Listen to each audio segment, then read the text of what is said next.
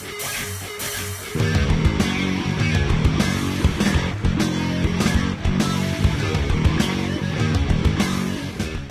Replay is your local sports bar. With 18 big screen TVs, we have all the sports packages from college games to pro games. We offer daily drink specials, and come check out the Bullpen, our newly renovated beer garden. Instant Replay, 2739 Chestnut in Quincy.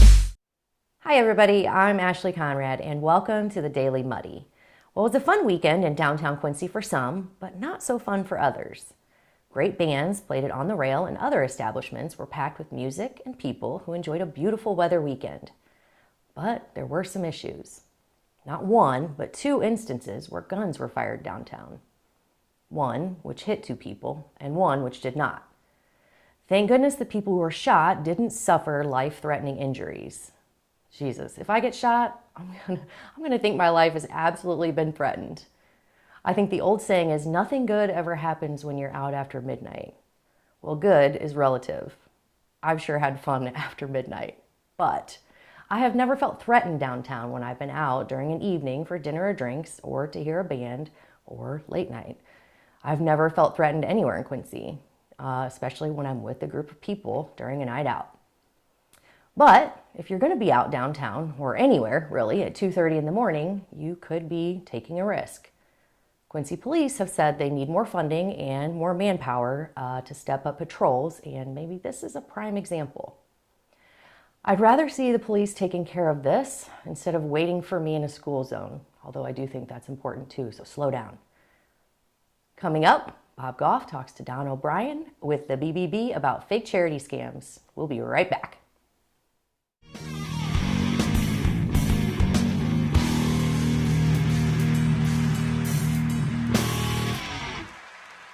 There's a reason Harvey's Furniture has been around for over 75 years. Exceptional quality furniture, affordable prices, superior customer service.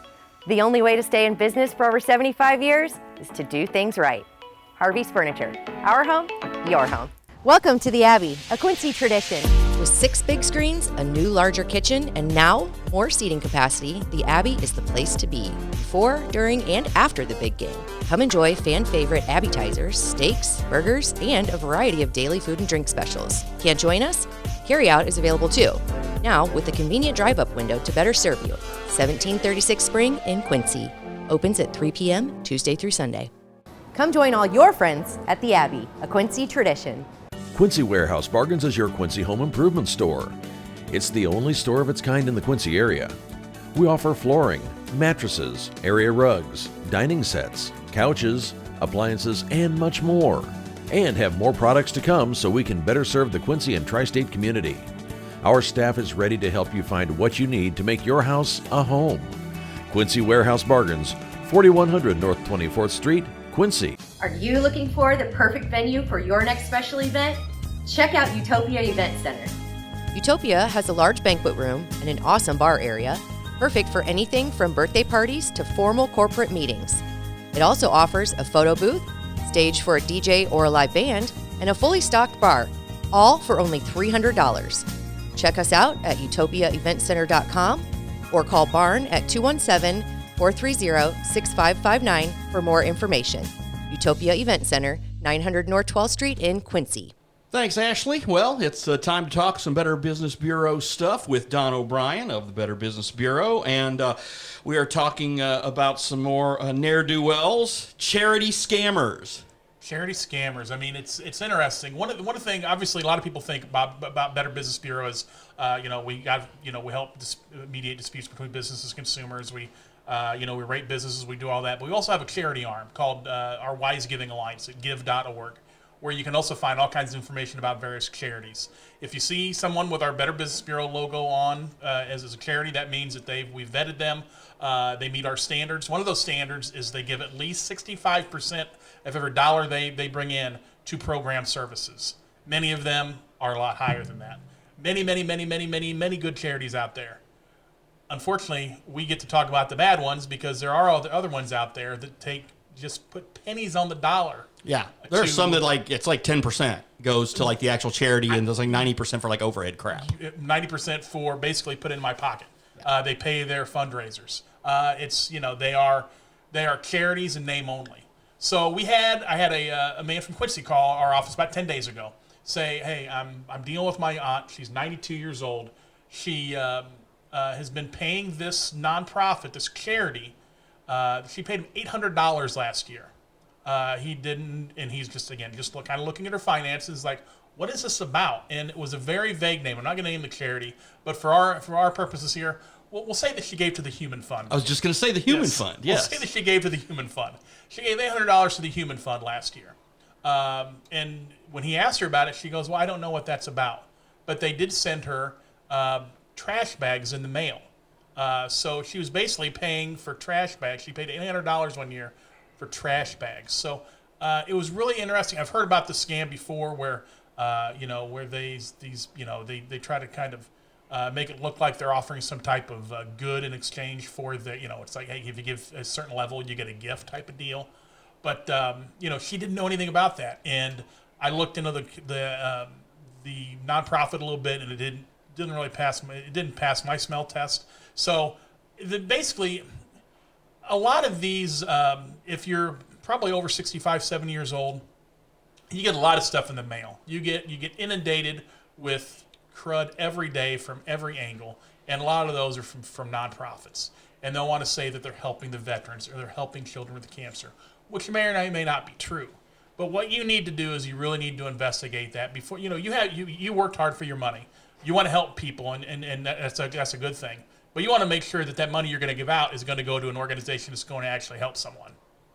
No doubt about it. And I think the other thing when you do your research on the charities, we all know the good ones. We all know the ones that we hear about, and usually everything's on the up and up. But then when you hear these new ones pop up, that's when you probably need to do some research. If the Human Fund were to pop up, it's like, yes. Well, what's the Human Fund about? Yes, what's the Human Fund about? And there's various places you can go. Again, I'm always telling you when I meet with you and Ashley, go to bbb.org.